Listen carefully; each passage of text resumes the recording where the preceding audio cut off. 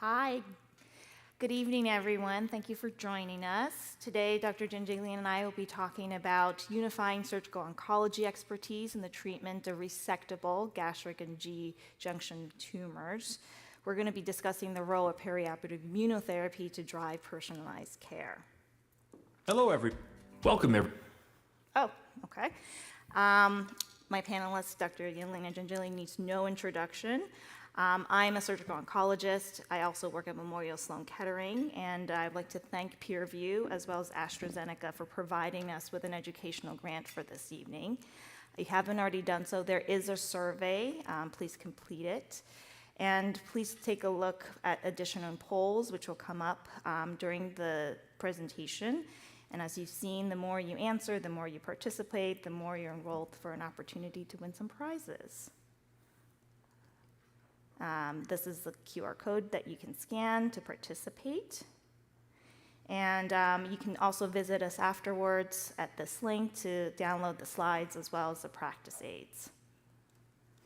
Our goals today will be to discuss the evidence for the evolving use of immunotherapy around the perioperative setting for resectable gastric and GE junction tumors. We'll be discussing how we as a team personalize care, as well as other team-based strategies to make sure that our patients get the best perioperative care for resectable GE junction and gastric cancers. First, to start off, I will set the stage for how we have been approaching surgical care of gastric and GE junction cancers. As we all know, the incidence of these cancers is growing, and currently we're on track to have over 1.2 million cases per year of people dying from gastric and esophageal cancers. I train and work at a tertiary cancer referral center, so most patients already have a diagnosis when they come meet me in the office, and they already come to me with some of these perceptions of gastric and GE junction tumors. One, they think it's very poor prognosis. Two, they've heard about the chemotherapy, and they heard that the chemotherapy regimen is very tough to swallow. And actually, most of them have not heard about the use of immunotherapy for this disease. We'll address each of those separately. So the perception that this is a high price to pay for a small benefit is pervasive. And there is some fact to this. If you look at the graph to your left, this is the survival by stage after esophagectomy. And for example, for stage 3 disease, the survival is less than 20%. And for esophagectomy, the mortality, as measured by in-hospital death rate, is still quite high at about 8 to 10%. For gastric cancer, there's slight improvement. So this is in the last 20 years. As you can see, there's slow improvement in the 90-day mortality from 13 to 8%. And a lot of this is mitigated by increasing surgical volume, as well as our techniques to rescue patients. This is with the help of a team. So advanced interventional radiologists, they can help us by helping draining abscesses in difficult places. Sometimes they can help us gain enteral access. And you also need a very good advanced GI team. They help you stent across leaks. In our center, we use a lot of endovacs to seal leaks. And again, enteral access is key. Many of this benefit in mortality is also from prehabilitation. So this takes an entire team to really make sure that patients are optimized for surgery before surgery. This includes nutrition, so all of our patients see a nutritionist essentially on the day of their diagnosis to help them prepare for what it will be like to live without their stomach or live without their esophagus. They also are trained from the time they're on chemo to keep up their weight, as that's an important marker of both their functional fitness as well as how they're going to do after surgery. And we have made incremental progress in this disease, and most of it is due to perioperative therapy, which we'll be discussing next. As you can see, stage by stage, over the last 20 years, we have made some small gains. So one of the questions that we have is, what is the optimal perioperative therapy? What is a combination of chemotherapy agents we should use? Should we use radiation? What is the role of immunotherapy? And we're not going to discuss this today, but there's also a question of whether we should be incorporating targeted therapy earlier in our treatment. So as most people in this audience know, FLOT is at the backbone of treatment for gastric and gastroesophageal cancer. This was the FLOT4 trial, which showed the superiority of FLOT over the MAGIC regimen, or ECF. This was statistically significant. And I would also like to point out the chemotherapy completion rate. It's very high in both groups for preoperative chemotherapy, and even postoperative chemotherapy, the completion rate of FLOT is actually superior to the MAGIC regimen. The rates of curative resection and R0 resection are also similar. The next question is, well, do we need radiation?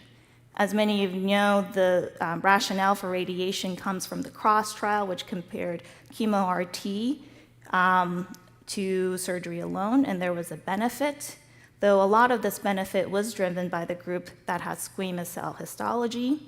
When you looked at only adeno group, there is a small benefit, and many of the subsequent trials really sought to answer, in the adenocarcinoma group, is there still a benefit? So the first trial to look at that question is the NeoAgis trial, which compared the MAGIC regimen to CROSS. Unfortunately, this occurred during the time of COVID. There were accrual issues, and also during the same time period, the standard of care switched from MAGIC regimen to the FLOT regimen. So actually 15% of the patients on this trial received FLOT. And as you can see, obviously, from those curves, there is no difference. And what really answered this question about radiation compared to FLOT was the SPOC trial, which again showed that FLOT was superior to the CROSS regimen. This was statistically significant, and there's a difference both in the median overall survival rate of 66% in the FLOT group versus 37 months in the CROSS group. What accounted for this difference? Well, it's really in the rate of distant recurrences, because ultimately that's what patients die from. So as you can see on your right-hand side, the rate of distant metastasis in the FLOT group was 31% versus 47% in the CROSS group. So the 3-year distant metastasis disease-free rate was much higher in the FLOT group versus the CROSS group, and that's what ultimately determines the prognosis. And really what hit the nail on the coffin for radiation, especially also for gastric cancer, was the Top Gear trial. So this looked at perioperative chemotherapy alone versus perioperative chemotherapy with the use of radiation. And again, as you can see by the graph on the left, there is no difference at all. And if you looked at the NCCN guidelines in 2024, there was still a question, and you can still consider radiation. And here now in 2026, it's been taken entirely out of the NCCN guidelines. So there is still this conception that FLOT is a toxic regimen. There's no doubt that there are higher toxicities with FLOT compared to the CROSS regimen.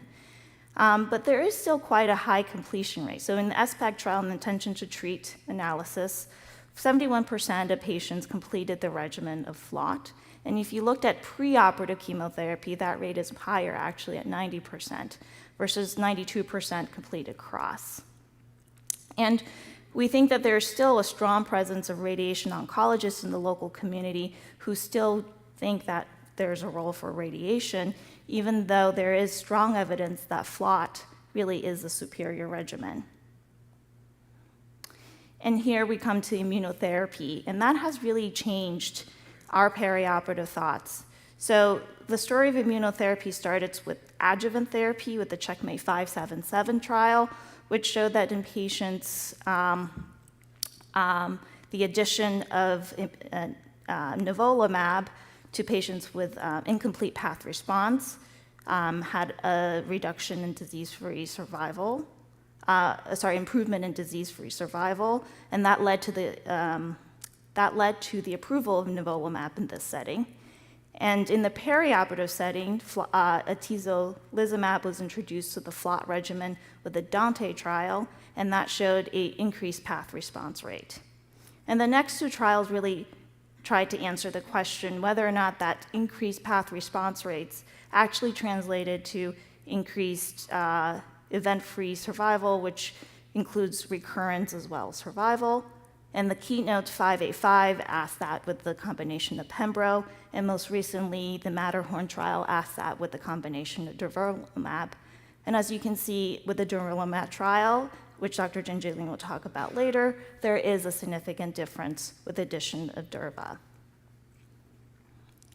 And so the question is, we all know that immunotherapy has an effect, and immunotherapy actually in the community setting is widely used for other cancers. So why is the acceptance rate for perioperative therapy in gastric cancer much lower?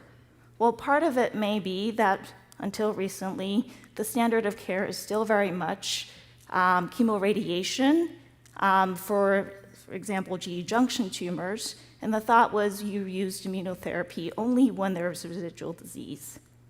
And the oncologists may not be aware about the benefits of neoadjuvant immunotherapy, but it is actually in the NCCN guidelines. And really, it takes a team of surgical oncologists, medical oncologists who are really managing a lot of the toxicities from FLOT, radiation oncologists, again, the gastroenterologists and the nurses, and also what's mentioned in the others, pathologists, nutritionists, and everyone else to get our patients through this regimen.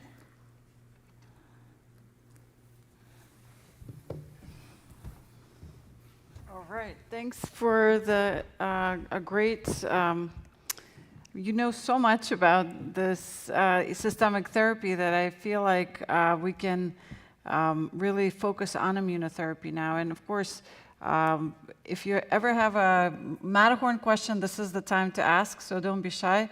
This is, you know, I'm the PI for the study, so any problems with it you have or feedback, I would love to hear, because we're designing the next phase of these therapies to continue to improve on what we now know that empiric therapy no longer is good enough for this disease. And I do realize that, of course, in the community and even in university-based practices, gastric cancer is often a disease that is being sort of cared for, but by non-acute specialists. But that being said, I think there's plenty of data now that we need to biomarker test these patients. And if you have, for example, an MSI patient or HER2 patient, even in perioperative setting, this matters. So what it means for you is that just introduce the idea to the patient as you're talking to them about the biomarker testing, and all of the patients are really keen on surviving this cancer. So no one's ever going to fault you for getting additional tissue for biomarker testing. But the 4 biomarkers that are prime time now for this disease are PD-L1, HER2, MSI, and Claudin. And I think MSI is probably the most important in terms of outcomes in perioperative setting, where if you have an older person that you really don't want to give perioperative therapy, and if they have MSI tumor and it's a distal gastrectomy, I think that's one of the areas where it's justifiable, because more than 85%, 90% of MSI tumors you could cure with surgery alone. So if it's an elderly patient, with an easy operation, I think I would say that's fine. But what we also know is that, CPS, for example, is not a very reliable biomarker. And I think there's important to note that actually in the Matterhorn study, we didn't even use CPS, combined positivity score. We used tumor area positivity, TAP. And essentially, they're very similar, and in a head-to-head comparison in several metastatic cohorts, but also in our Matterhorn cohort, they essentially have a nearly high 100% concordance. In other words, if something is CPS1, it's also TAP positive. In fact, TAP is probably an easier way to assess it because instead of actually having to count all the cancer cells, all the stroma, and the positivity rate as is calculated by CPS, it's a formula. TAP, it's more of a gestalt. Is it positive or negative? So it's almost impossible really to be TAP negative. So if you have a pathologist that's reading a tumor as PD-L1 negative, we just had a case in a clinic this week. Turns out there was not enough sample in one case. It was not enough stroma for them to call it PD-L1 positive. And in another case, it was a typo. So if you see PD-L1 negative case, have your PA or a fellow, or even you, if you know the pathologist, call them and say, like, can you look at this again? Because it's important, because some of the guidelines, as you will hear, and we had a great question already, is restricting, especially with metastatic disease, using immune checkpoint blockade. So as Dr. Liu nicely summarized, 577 is the first data and was the only sort of saving grace for the radiation oncologists, because even when we initially presented all the Top Gear and ESOPEC studies that essentially showed that radiation does not improve survival. And if you need to operate on someone and you think the only way you can get an R0 resection with radiation, you shouldn't be operating on these people because they have metastatic disease. They die of metastatic disease. And it's not very satisfying to take someone through a 6-hour operation for them to die 3 months later or 6 months later without ever getting any additional therapy. So what 577 data did show is that you can impact micrometastatic disease or delay recurrence with adjuvant nivolumab in high-risk patients, people with node-positive disease. We know those are essentially walking M1 disease cases. But the OS benefit is only restricted in PD-L1 positive patients, and even then it's relatively modest. Hazard ratio is 0.85. That's with a caveat because, obviously immunotherapy is used in stage 4 disease, so adjuvant immunotherapy, it's delaying disease for recurrence, or you could give it to them later, right? The survival benefit is plus minus. So why is it so important to kind of pause, take a deep breath, and not operate on the patient? Send them to us first.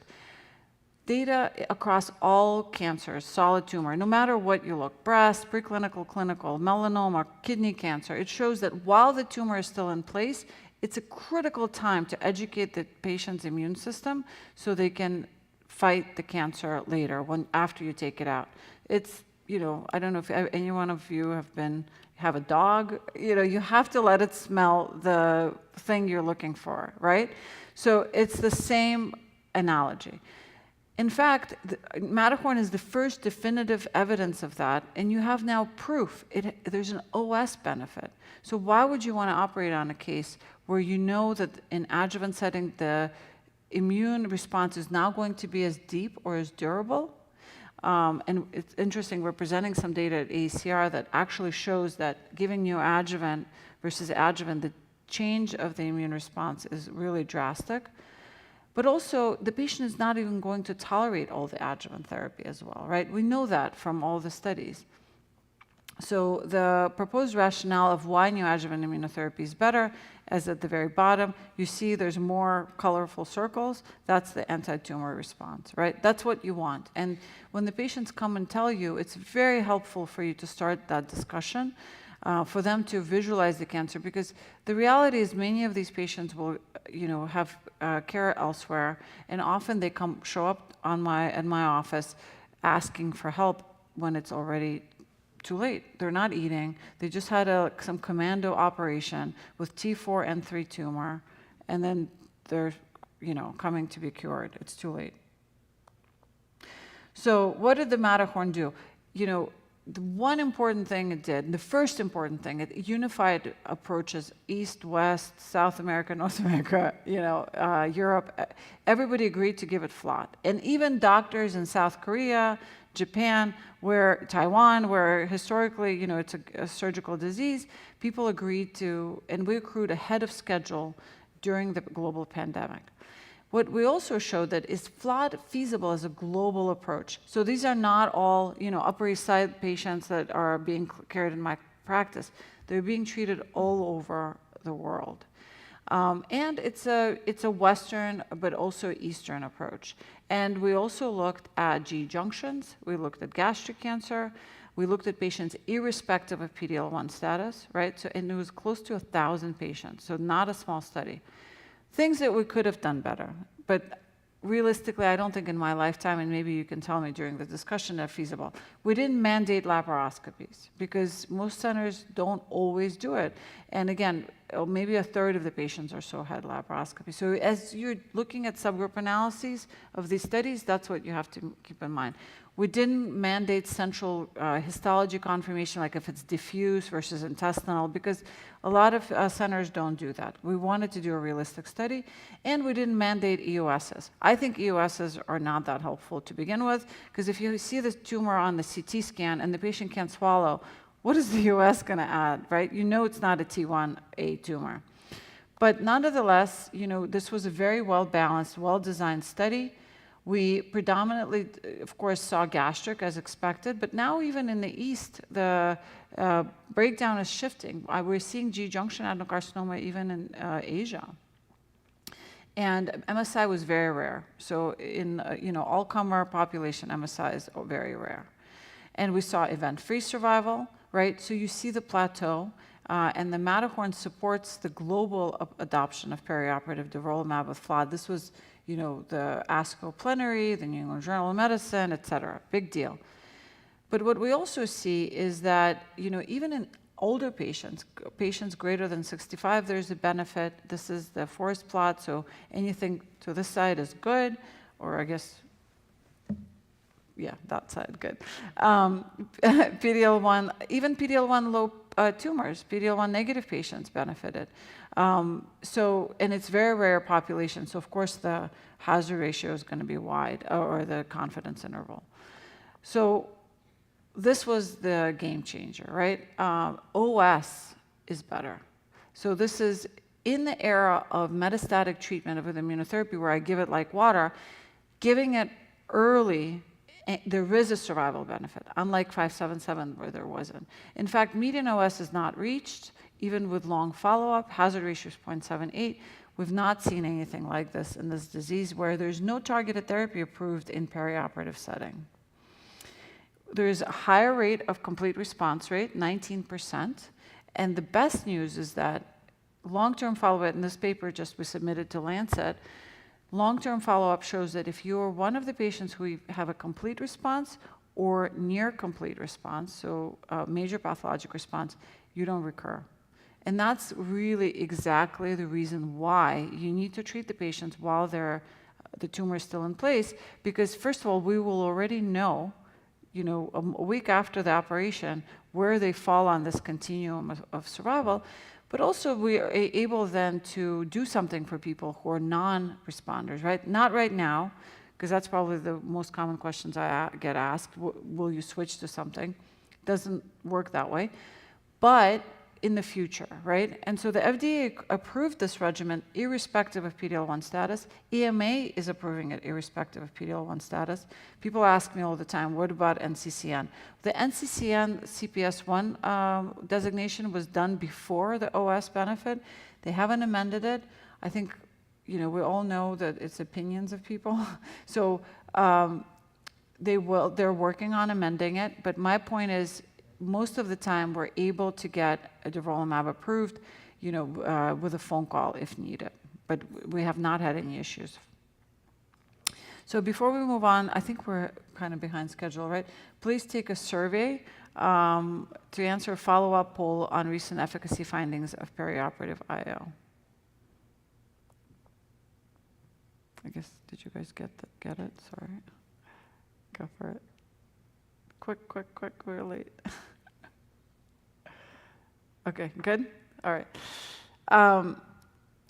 So the R0 resection rate was quite good. I mean, we could do better probably. You know, in the R1s, most of them were people who were not laparoscoped. They went in and they saw, you know, they tried to take, and then there was a radial margin or something like that. But I think it speaks to volumes to the fact that we're getting more sophisticated treating these patients, because these were not all tertiary cancer centers, obviously. And what's excellent to see is that most patients were able to complete all perioperative FLOT, right, almost 100%, and even adjuvantly, the rate of completion is 2/3, which is better than even the data that Marion showed. And people also say, well, it's a year of durva, it's so much. 52% of patients completed all durva, because durva is only once a month. They just come from, from all over and get it. So what about the adverse events? Not surprising, all the adverse events are FLOT related. So durva actually doesn't add that much, right? We see some immune-related things that we can talk about, but the good news is it didn't compromise the likelihood of complete resection, didn't compromise completion of surgery, and again, most of the side effects, as you see here, because if you look at the FLOT column, 59%, for example, versus durva-FLOT, 60%, it's almost identical. So if your oncologist learns how to give FLOT, and I'm happy to teach them, they'll be able to get the patient safely through, right? One thing important to note is that you don't have to give full doses. If the patient has toxicity, dose reduce. It sounds like common sense, but you'd be surprised that some people have just a little bit of a hesitancy to do it. Diarrhea, nausea, neutropenia, alopecia, all of those things, and neuropathy are caused by FLOT. And we often, drop some components of it in adjuvant setting. That's okay. So let's do more questions. There's no music or anything? Okay. And then the update from the ASCO GI, as I mentioned, there were no worsening in adverse events, not significantly at least, and this is very important. So patients who completed all cycles of FLOT and discontinuation data. So you can look through it, but essentially, event-free survival was improved with durva and FLOT versus placebo of FLOT, regardless of FLOT completion. So that's important. Just start, right? Try to give them. You probably don't need to give them even all cycles of perioperative FLOT. Just getting the immune system going with a triplet plus immunotherapy with durvalumab is very helpful. Okay, so some of the aspects, basically you're you're opening the Pandora's box. So all of the immune-related adverse events theoretically could occur. Most common adverse events are endocrinopathies, so thyroiditis, so you have to monitor them we monitor them TSH3, T4. Some patients get pancreatitis and diabetes, very rare, but it does occur. Acute interstitial nephritis, very rare, also could occur. That's probably less than 7%. And I think one of the real worrisome side effect that oncologists and surgeons have a hard time knowing which one, is it chemo or is it immunotherapy, is asymptomatic increase in transaminitis. So AST, ALT bumps, Billy is normal. And usually, if it's only grade 1 or 2, so it's like in the hundreds, you can hold the drug, have them get repeat labs in 2 days, and it becomes very clear what it is. Because immune-related adverse events do not disappear or improve after 2 days. Chemo things fluctuate, right? So if the AST went down a little bit, it's not immune-related, and that's kind of the litmus test that we use. So I think the management, typically, it's never wrong to take a break and wait, especially if it's a grade 2. If it's grade 1, sometimes you can treat through, especially if it's mild stuff. They get all, little itchy rash or joint problems, not a problem. But of course, for grade 3 or 4, hopefully, those were very rare, very rare. If they're noticed early, intervened on, there's really no deaths related to the outcome, and there was no delay of surgery. The rate of onset is variable, but most of the time it happens within the first 2 months. So you should know kind of this, this is kind of data from melanoma, but in our experience, colitis is extremely rare. You don't see it with anti-PD-1. This is more of a CTLA-4 toxicity, but all of the other side effects kind of occur within the first 2 months, so you would know by the time, they're coming to you.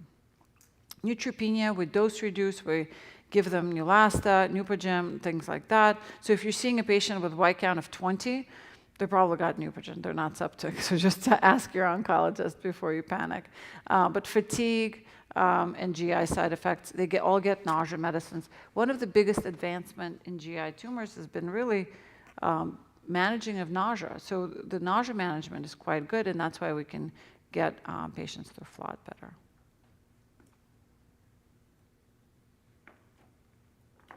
Oop, did you get it? All right. Thank you for participating. I appreciate it. Okay. So I'm gonna discuss the surgical journey that these Matterhorn participants went on. So to start off, obviously, these patients who did receive Durva had no delay in surgery or time to adjuvant treatment. In fact, the number of patients who attempted surgery and completed surgery were exactly the same. The number, as we mentioned before, having R0 resections, completely the same. Type of lymphadenectomy, completely the same.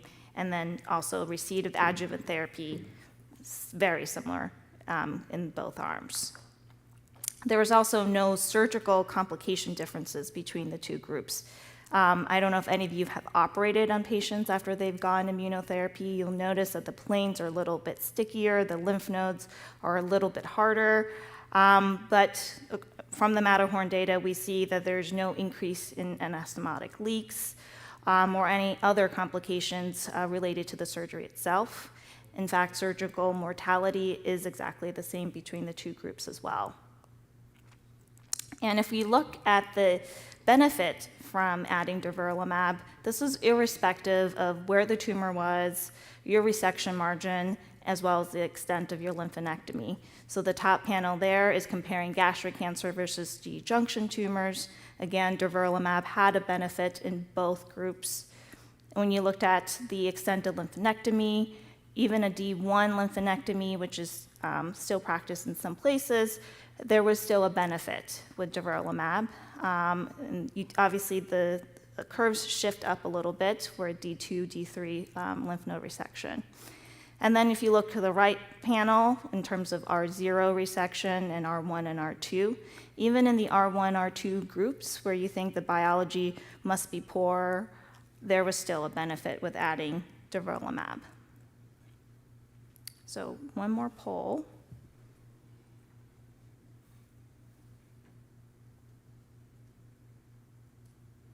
And obviously, the addition of immunotherapy in the perioperative setting is still being studied. These are two trials that are ongoing. We should have the EFS data soon from the Dante trial of adding atezolizumab to FLOT. We already know from interval analysis that there's improvement in pathologic response, similar to the other trials. And then there's also an ongoing Gemini periop trial in gastric cancer, looking at several targeted agents as well. Okay, so we're going to go through some cases together. Right, so this is a G-junction patient, 66-year-old woman who's relatively healthy. She has some mild Hashimoto's, but presented with a T2N1 G-junction tumor. Showed mild SUV of 5.6. I would say in patients like that, PET scans are probably not that helpful if the SUV is so mild. Uptake in terms of, like, if it, reduces with treatment, it's not that reassuring because it's low to begin with. But like a patient like this, I would get a high-resolution CT scan also to make sure we're not missing anything. But she had no evidence of distant metastasis. And on biomarker testing, HER2 negative, PD-L1 negative, MMR proficient. So for a patient like this with 3-month history of dysphagia and weight loss, Marion, would you do a laparoscopy? I would definitely do a laparoscopy. I wouldn't do it US, which is what I thought you were going to ask. No. Yeah, so if they're clinically showing signs that this is, at least a T3, if not more. So sometimes, I see a clinical T2, I get a little bit worried that the cancer is deeper than that Yeah. if they're having dysphagia. Yeah. And so, who's supposed to answer these questions? Us? I think we are, yeah. Okay, fine. So I would do the Yeah. staging, yeah. Right. So, so I would get a CT. I think we need one. You sometimes just see things like infiltration of the tumor into the pancreas or other things, and laparoscopy, and then what would you do? I would refer him to you. Thank you. One of the questions sometimes I get asked is someone has an autoimmune disease like the Hashimoto's, like how would you manage that?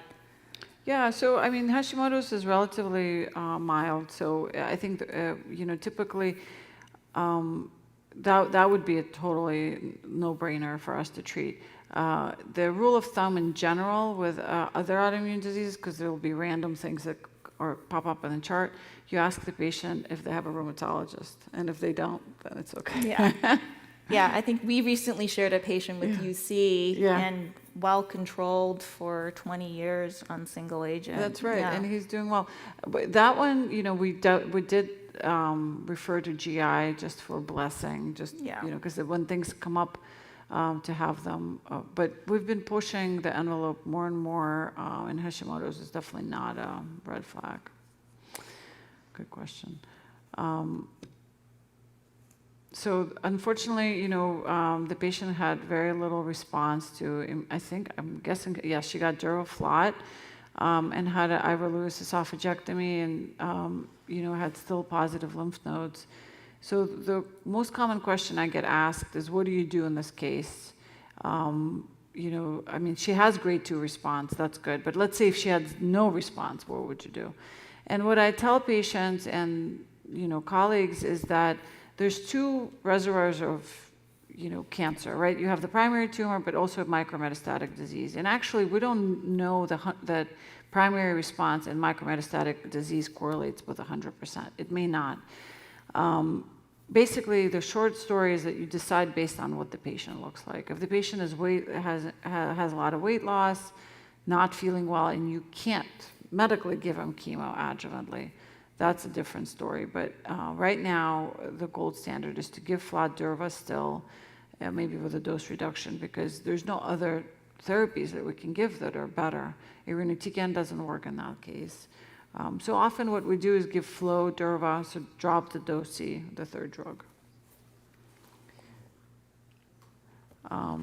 Okay, so I guess we answered all the questions here. I can answer the next one, the timing consideration. So my rule of thumb is they have to stop losing weight. So typically after a total gastrectomy, you expect them to lose about 10 pounds in that first month. And we see them back every 2 weeks, and we really measure their weight until we see that the weight loss has stabilized. If they are still losing 1 or 2 pounds, but they seem to be getting better or on the right track, I'm okay, you can start. But if they're still on that, can't really, keep food down to maintain their weight, I think that's when they run into a little bit of trouble. And I think that's what we need to improve on, capturing better, because in the Matterhorn we had surgical PIs and we made a very clear conscious, effort to include them in the steering committees, et cetera. But I think I see the patients only 4 weeks post-op, right? So this trajectory of improvement and I think needs to be captured in clinical trials better. But yes, rule of thumb is there's not a rush. You can start you can wait as long as 2 to 3 months. It's better to wait so the patient is used to eating with their new, or reduced equipment, and so that you don't have to interrupt therapy. Okay, I think the next case is mine. So this is a 58-year-old. He had bloating and weight loss. He does have a prior history of stents ×3, which I was a little bit worried about. And on his EGD, he had erythema at the cardia, also H. pylori positive, and also a signet ring. This is his EGD, you can see all the redness right at the GE junction. You can also see the PET uptake there. Molecular analysis, again, MMR proficient. HER2 IHC was 2+, but FISH was negative. Claudin 1890, and CPS score here is 5. So what would you do, Elena? Yeah, so I think let's go back for a sec so that we can explain to people what Claudin is. Claudin is a new target that we're developing. It's a cell adhesion molecule, and the fact that they have 90% expression is very good. But right now we don't have a drug that targets. We have a drug, but not in neoadjuvant setting. We have a trial for it. So I think it's very important to really take into consideration that this is probably a Linitis case, right? So if you have, very mild uptake, again, I think PET scans sometimes is a trap. People see it and they're like, oh, it's okay, the cancer is not so bad. But if you were to take this patient to the operation, I would bet you my paycheck that it's a T4N1 tumor or N++++ cancer. So don't be sort of fooled. In fact, this patient with bloating, I'm worried he has peritoneal carcinomatosis. Yeah. So he has disease until proven otherwise, and doing washings is very important. The fact that he's stented is good. That means it's taken care of. And hopefully it's not a new stent, so all is good. This patient would probably be perfect for FLOT, really. Unless the weight loss is so dramatic. Sometimes we see, that the weight loss is so bad that they're just not able to tolerate anything. So we do then, I would still do very low dose-reduced FLOT, because I think it's very important for the tumor microenvironment to get the third drug. Often if they have a nice response, they open up and start eating as early as second cycle. Yeah, and definitely this is somebody I would do a diagnostic Yeah. laparoscopy on for the same reasons that you just said.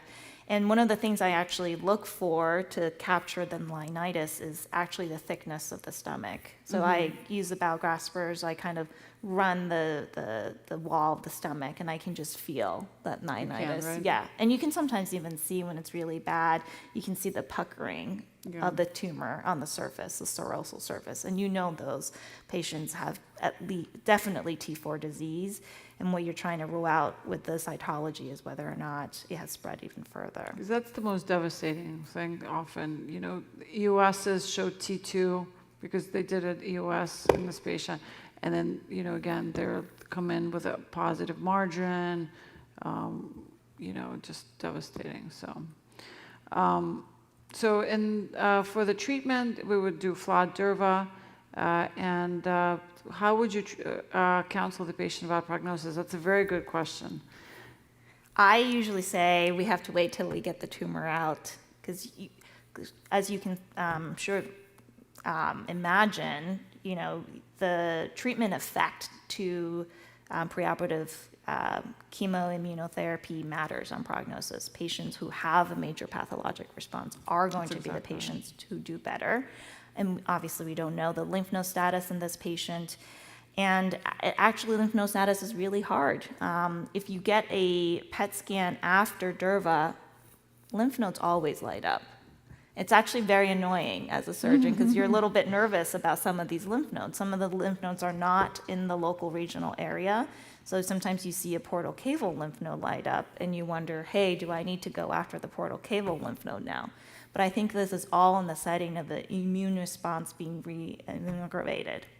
Yeah, so that's exactly right. It's a fine balance about realism, but also, being positive, because the truth is, if this patient has a complete response or even major pathologic response, the likelihood of survival and cure is just really good. So I think that's the key for these patients, is they do feel empowered, and they love hearing that then your own body's immune system is surveying the cancer and taking care of it while you're recovering from the operation. So, and the safety impact, as we mentioned, is quite good. I think, of course, if you're in a center where they can't give FLOT, that's a problem. But otherwise, immune-related adverse events are very rare with this regimen. So he was started on FLOT, and he had a total gastrectomy, and it was actually a YPT1A. He got flawed Durva, Durva, right? yeah. Mm-hmm. T1A N1.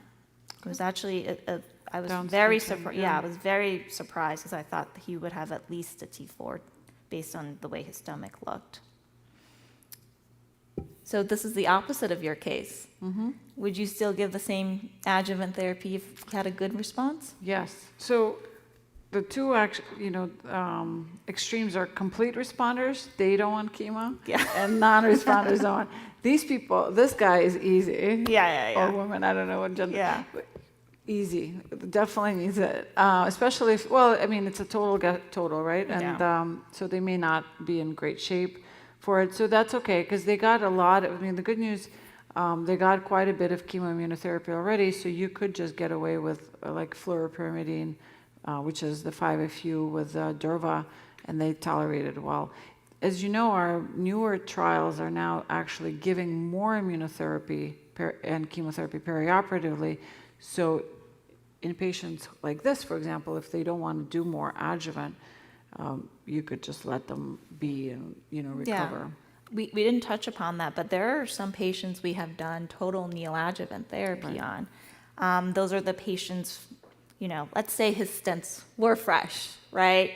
I would be kind of nervous about operating so soon after fresh stents. And those are the patients I would consider giving all the cycles of FLOT up front before taking them to an operation. Yeah. Okay, well, I mean, I think we had a great discussion, and maybe we can take some questions. It seems like we have an active online participation. Okay, so do we have any questions from the audience first? Maybe we should do that. Can you hear me? Yeah. We want a mic just because of the recording for people online. That would be great. Someone's going to grab you one. Maybe if you can introduce yourself and then... Oh, I'm Tim Fitzgerald from Maine. I guess the question I have, I agree that ECF and MAGIC and now the Matterhorn has long gotten rid of the routine use of radiation therapy.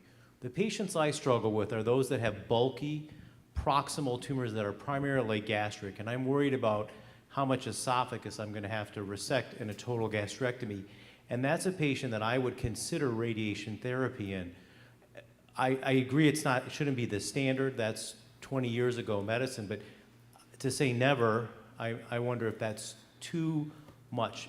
I would say, can we say that radiation's appropriate infrequently in patients in whom you're worried about a compromised margin? Particularly, I worry about how much esophagus I'm going to have to take in a patient because that has functional and surgical implications. Yeah, those cases are really tough. And when we present them at tumor board, there's usually a team of thoracic surgeons, and we really talk about, is this a case where they need to go from above? So it depends on how much of the stomach is involved, right? So if it's just the proximal part going up in the esophagus, sometimes you can get away with an esophagectomy and using the rest of the stomach as a conduit. If that's not that's not feasible, we talk about other alternative conduits like colonic interposition to get to what you're saying, a margin negative resection. We don't really consider radiation in that sense because for us, the morbidity from radiation, the leak rate that you're going to get is just as morbid as a colonic interposition, right? So those are the things that we are considering. There are some instances where we have a really difficult conversation about local control, like if there's lymph nodes involved and we have a fear that we're not going to get a complete local control, sometimes in those cases we would consider radiation. So I think it's a very good practical question, and the way I would approach it is, and what we do in those cases, we do more protracted form of chemoimmunotherapy, and then if there's still a suboptimal response where you don't think you're going to get an R0 resection, 3 large phase 3 studies demonstrate that adding radiation is not going to improve survival. So you could operate on them, but you should realize that they're going to die with metastatic disease very soon. So the way that we approach this then is, yes, I agree, some form of local therapy is needed, but doing chemo-RT and then surgery is just too much, and they're not going to be cured. So then we do, in those cases sometimes, or if it's an elderly patient, medically, difficult operation, you do chemo-RT. So we start with FLOT Durva often, then we downgrade to FOLFOX Durva or Flow Durva. And then there's maybe 4 or 6 months into the whole thing, there's a decision point. I think being creative and having and I know not every hospital can do this, you can get them through surgery. And if you can operate, great. We even operate on oligometastatic cases like that if there's real great response. But I would argue that, and I have good radiation oncology friends, et cetera, but it's really, it's a detour. Radiation is a detour here. It's not a cure. Yeah, we try very hard to get them to surgery creatively. Thank you. Eduardo Guzman from Monterrey, Mexico. Another surgery questions. So for diffuse gastric cancers, we traditionally have done total gastrectomies. However, we're getting better responses now. And so we're starting to do subtotals or maybe partial gastrectomies, even if they're diffuse, as long as we can get a negative margin and it's wide enough. And how often do you feel at MSKCC, do you feel comfortable, recommending our patients subtotal gastrectomies? And what guidelines do you use to determine whether they had an appropriate operation? Yeah, so that's also a good question. So we are comfortable doing less than total for diffuse gastric cancer is a short answer. We do routinely, me and my 2 other partners, we do routinely check the proximal margin, right? And really the question is, how far do we chase that proximal margin? And I actually have a very long conversation with these patients beforehand, and I tell them I will chase 1 margin, because usually 1 margin is safe to chase, meaning if you did a subtotal, you're going to get a total. But I don't chase the margin further than that, because biology shows that if you have 3 positive lymph nodes and you're chasing that margin, it makes no difference. R1 resection versus R0 resection has no difference in outcome once you're looking at 3 positive lymph nodes, which typically these patients will be.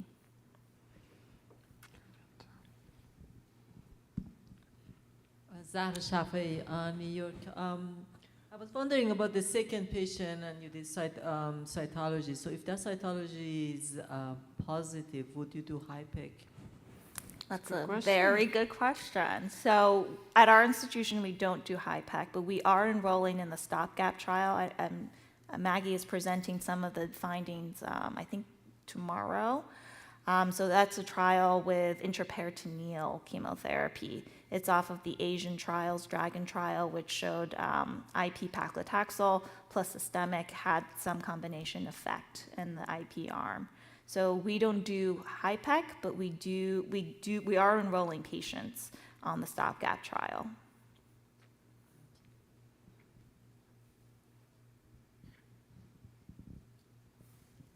Anyone else in the room, or we can? Well, you guys. Oh. Hi, good night. Thank you for your wonderful talk.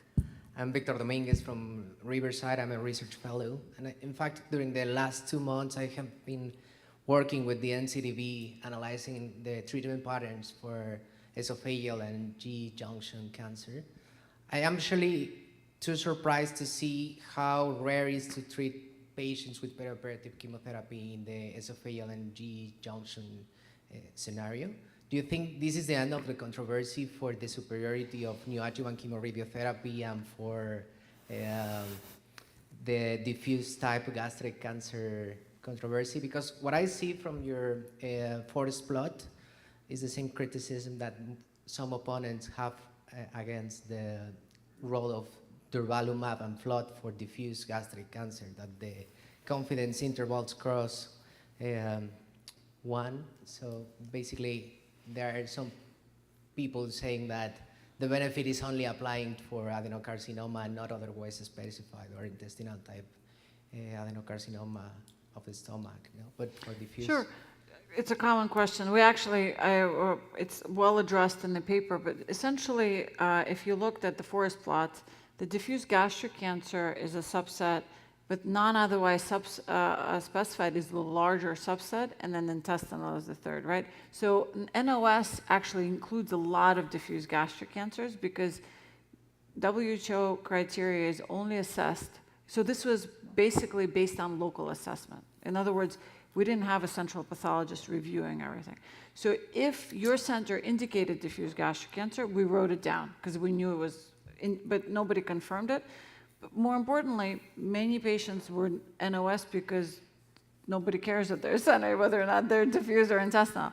So I think it's, like everything else, at these conferences we need something to argue, right?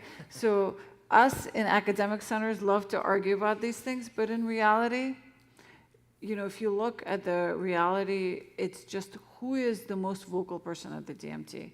So you're right. If radiation, oncologist is super vocal, a lot of people are still getting chemo-RT, right? Maybe because the oncologist is less present, or the surgeon doesn't really drive the bus and lets them do whatever. So I think the culture is shifting. I see it. I think it's slow because it is an orphan disease. And I agree with you, esophageal and G-junction tumors are probably the slowest to shift. And that's why, we do these meetings, and also hopefully the patients will vote with their feet, right? Because the outcome matters so much where you go get your care, if it's in a tertiary cancer, or if it doesn't have to be tertiary cancer. It has to be with a doctor who reads papers, right? Yeah, I mean, my last patient was signet ring, and I honestly don't want to know if he would have had the same great response without Durva, right? Because why? He tolerated the therapy well, had no adverse events from it, and I would give him the exact same therapy again. Thank you. Okay. The first question is it always necessary to perform molecular profiling on GE junction cancers at diagnosis, even if it's stage 3? Yes. Because they're all going to recur, so you need to know. Yeah. Well, hopefully they won't. But it's, MSI you need to know, right? Because again, it'll give you risk-benefit ratio, as I said in my talk. If it's a little old lady, like 85-year-old, what do you really try? She's going to be fine. Just you could potentially resect her and she'll be fine, and so on. HER2, PD-L1, I mean, we have so many options for therapeutic space, so it's important to know. And it's easy. I mean, you can send it out or have your done locally. 89-year-old. Yeah, GE junction localized in an 89-year-old treated with concurrent chemo-RT. Must have been treated at the community. Post-treatment PET and ctDNA was negative, so that's good. EGD 5 weeks showed similar GE junction mass with no treatment effect. Next step was systemic therapy, NGS with HER2 negative, CPS greater than 10, no targetable mutations. 89-year-old is really tough at the GE junction site. The most 89-year-olds tell you what they want, though. That's true. They usually vote Ask with the their feet patient. because they stop showing up to my clinic, and usually I take it as a sign that they know what they want. Right, and the fact that she got chemo-RT is probably because she didn't want surgery. Yeah. So, I mean, it's tough. We do things, cryo and other, but it's palliative, so probably feeding tube and then some sort of palliative therapy. Sad. Treatment for large 15-inch times 5 in gastric growth non-Hodgkin's with its own blood supply not responding to chemo. Different meeting, I think. Yeah.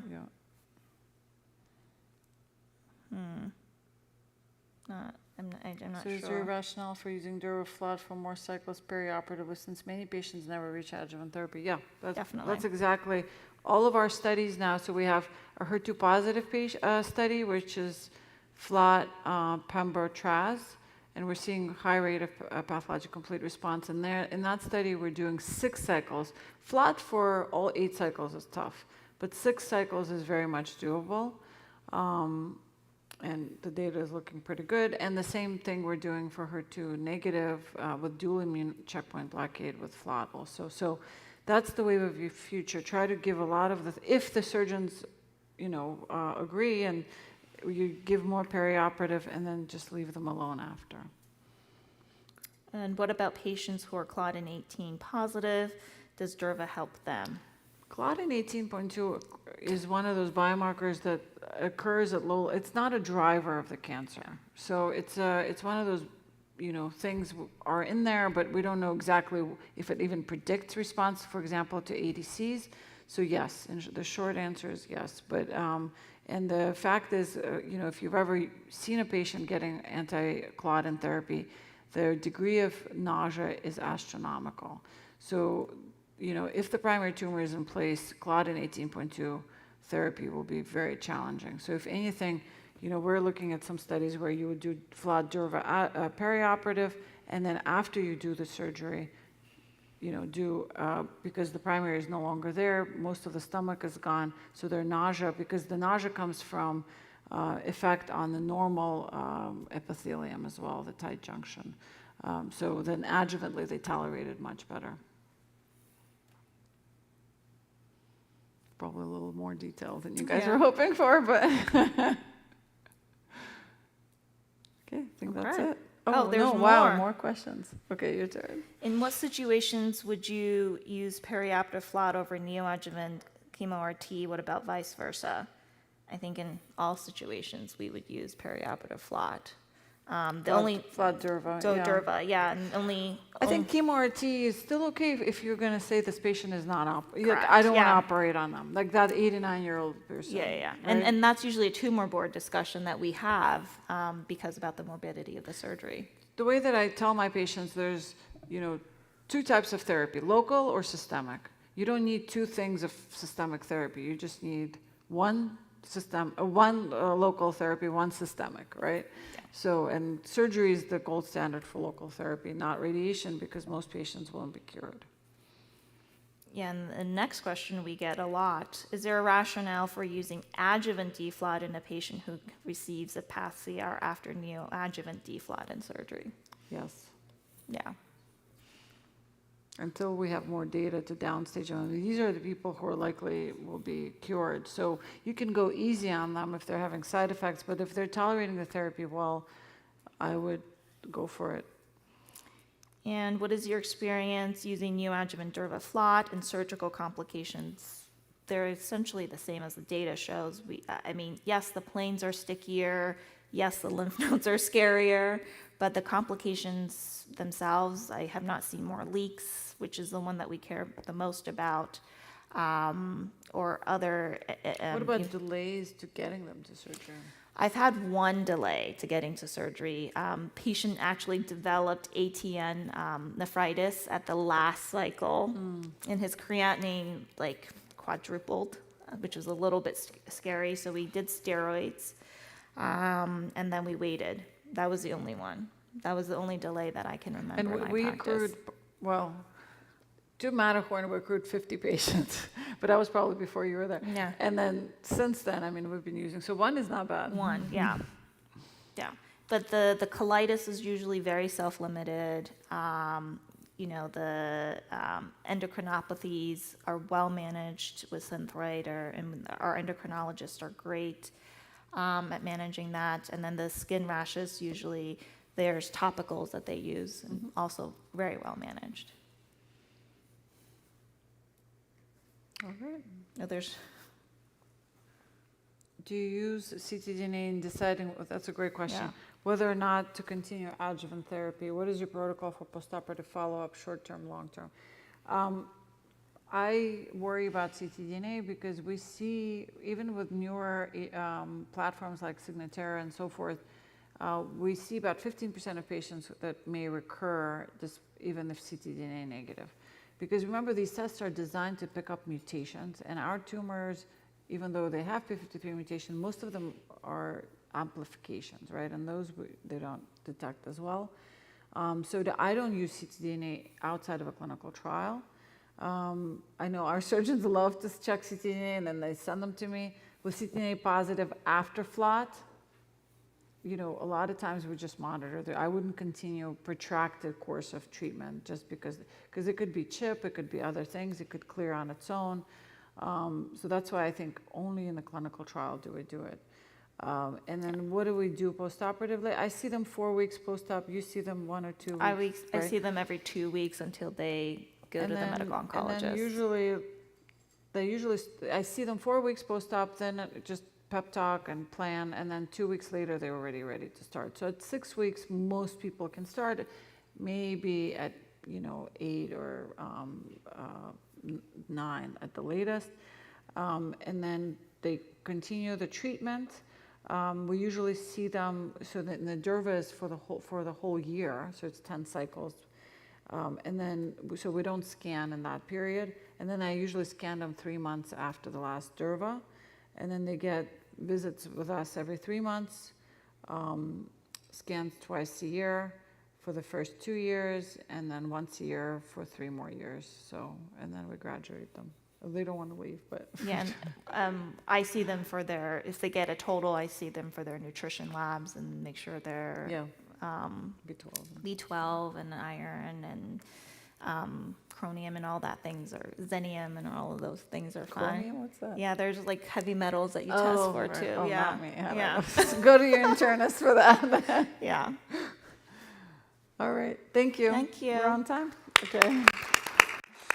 All right, well, thanks for sticking around with us. Have a great meeting.